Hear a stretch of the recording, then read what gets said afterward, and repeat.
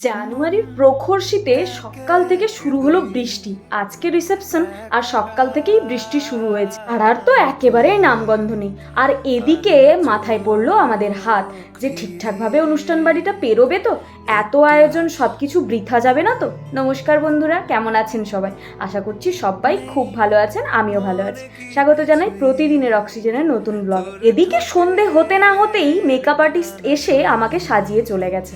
আর এদিকে দেখছি বরমশাইও রেডি, একেবারে বরমশাইও রেডি, সঙ্গে কোনেও রেডি, আর ফটোগ্রাফারও রেডি হয়ে বললো চলো তোমাদের কিছু ভিডিও শুট করে ফেলি। তার সঙ্গে ফটোশুটও ছিল। আচ্ছা, রিসেপশন লুকে আমাকে কেমন লাগছে বলুন তো? ভালো লাগছে তো? শাড়িটা যে পরেছি এটা কিন্তু আমি আর আমার শাশুড়ি মা দুজনে মিলে অনেক খুঁজে শাড়িটা পেয়েছি। আর এই শাড়িটা গেছিল আমার লজ্জা বস্ত্র হিসেবে। ওই ভিডিওতে যেভাবে কালারটা দেখছেন তার থেকেও মিষ্টি কালার ছিল শাড়িটা। যাই হোক, এদিকে আমার মামনিও একেবারে রেডি। মানে আমার শাশুড়ি মাকে কি সুন্দর লাগছে, তাই না? দেখেছেন তো আমার শাশুড়ি মাকে কত সুন্দর দেখতে, আমার থেকেও 3 গুণ সুন্দরী। তারপরে শাশুড়ি মা বললেন চলো 3 জন মিলে ফুচকা খেয়ে আসি।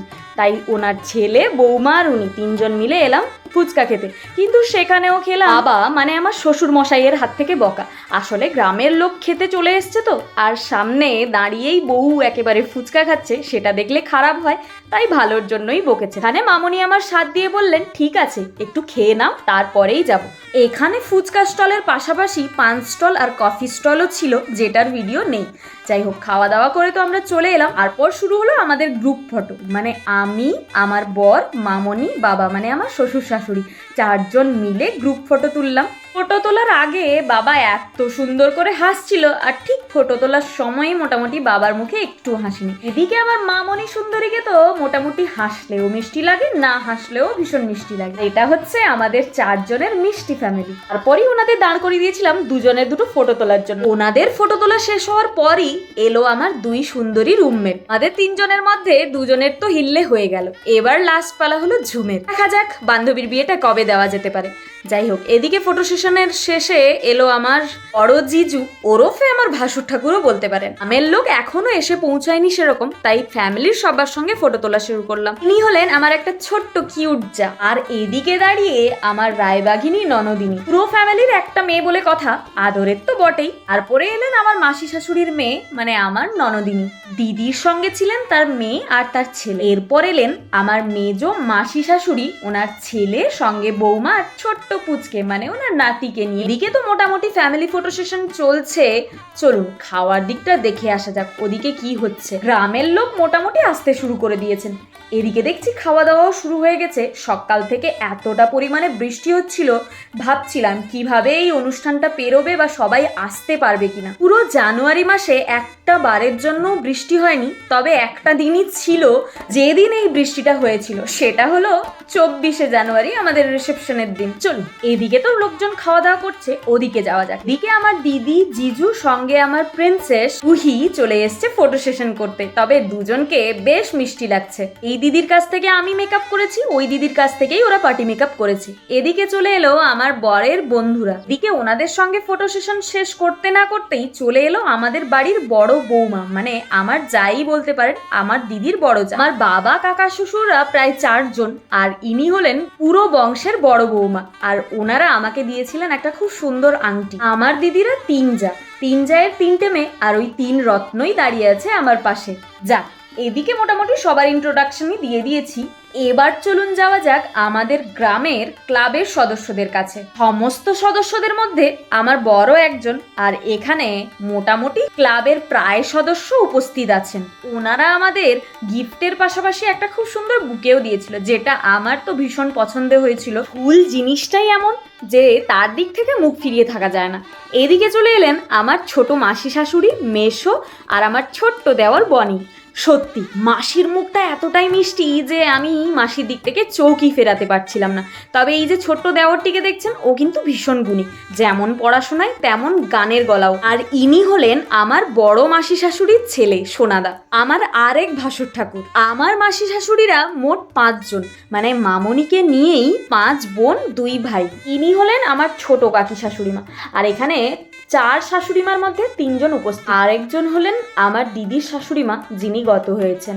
তার ঠিক পরেই এলো আমার আর এক মাসি শাশুড়ির পরিবার। এখানে উপস্থিত আমার ননদিনী, সঙ্গে ছোট্ট একটা দেওর আর মাসি মেশো। আমার ছোট্ট ননদিনীটাকে কিন্তু ভীষণ মিষ্টি লাগছে। তবে আপনারা এটা খেয়াল করেছেন কি যে আমার মাসি শাশুড়িরা একজন এতটাই সুন্দরী যে বৌমা তাদের কাছে একেবারে ফিকে। এত সব কিছু ফটো সেশনের মধ্যেও গ্রামের অনেক লোকজনই এসছিলেন এবং আমাকে আশীর্বাদ করে খাওয়া দাওয়া করে চলে গেছেন।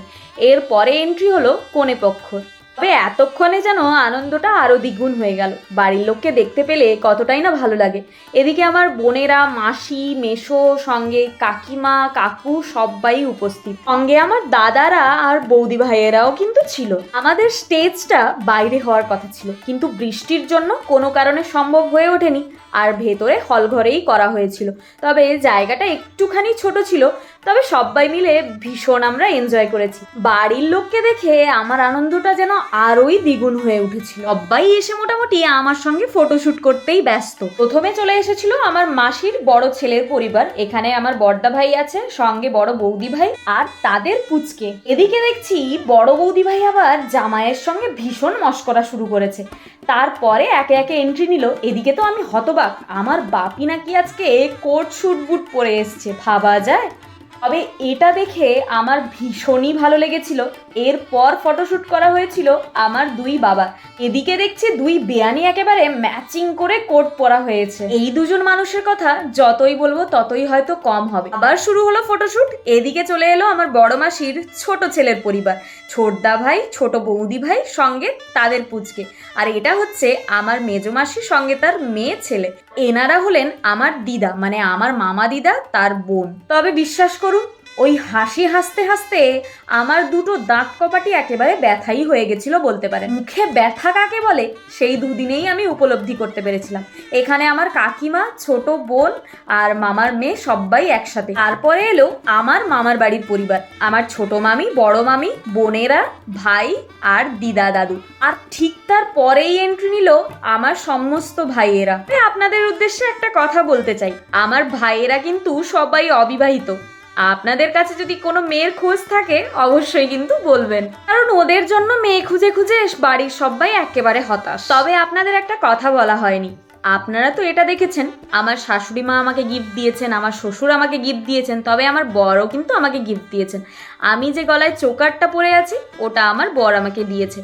আর এদিকে দেখছি আমার সুন্দরী দিদিরাও উপস্থিত, মানে দিদি, বোন, সঙ্গে আমার জিজাজি। ওরা এসছে অনেকক্ষণ থেকেই, তবে মেকআপ আর্টিস্টের থেকে মেকআপ করতে করতে হয়েছে লেট। আমার বোন আর দিদিকে তো ভীষণই মিষ্টি লাগছে।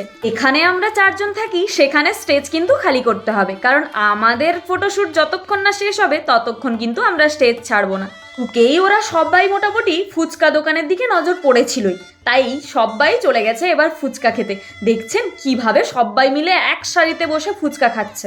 আমি জানতাম মেয়েরা ফুচকা খেতে বেশি ভালোবাসে, তবে আমার দাদারা কিন্তু ভীষণ ফুচকা খেতে ভালোবাসে। তবে ওরা যে এত বৃষ্টির মধ্যে এসেছে সেটাই আমার কাছে অনেক। এদিকে শুরু হলো আবার ফ্যামিলি শ্যুট, কারণ এখানে ছিল আমার 2 মা, 1 বাবা আর আমি, আমার বর। আর এক বাবা ছিলেন ব্যস্ত। এখানে আছে শাশুড়ি মায়ের সঙ্গে বাড়ির 4 বৌমা। কনে পক্ষ আসার আগেই গ্রামের লোক খাওয়া দাওয়া শেষ করে চলে গেছিল, আর এদিকে আবার কনে পক্ষ বসে পড়েছে খাওয়া দাওয়া করতে।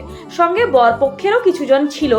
শীতের রাত বলে কথা, তো যত তাড়াতাড়ি সম্ভব শেষ হবে অনুষ্ঠান ততই সবার পক্ষে মঙ্গল।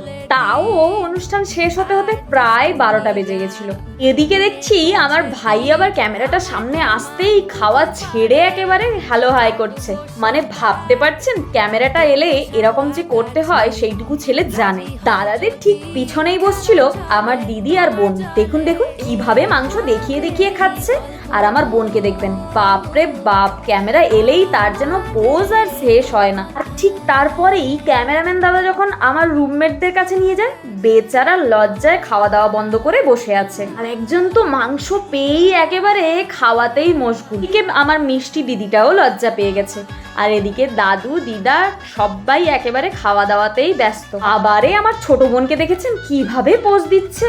ওদের খাওয়া দাওয়া শেষ হতে না হতেই শুরু হলো আমাদের খাওয়া দাওয়া, আর সেখানেও চলে এলো আমাদের ক্যামেরাম্যান আমাদের ভিডিও শুট করতে। যাকে যাক, অনুষ্ঠান একেবারে শেষ পর্বে। বউ এখন খেতে বসে গেছে মানেই বউ ভাত একেবারে শেষ পর্যায়ে। খাওয়া দাওয়া শেষ করে উঠতে না উঠতেই আমার ভাসুর ঠাকুর আমাদের জন্য গিফট নিয়ে এসছে বাঁশ। ভাবতে পারছেন কেমন ভাসুর রে বাবা। সবকিছু শেষে আবার শুরু হলো আমাদের কাপল স্যুট। তো তার জন্য আমার বড় ভাসুর ঠাকুর কিন্তু দরজায় পাহারা দিচ্ছিলেন। আজকের ভিডিওটা এখানেই শেষ করলাম। অবশ্যই জানাবেন কেমন লাগলো। লাইক, কমেন্ট, শেয়ার, সাবস্ক্রাইব তো মাস্ট। ভালো থাকবেন, টাটা।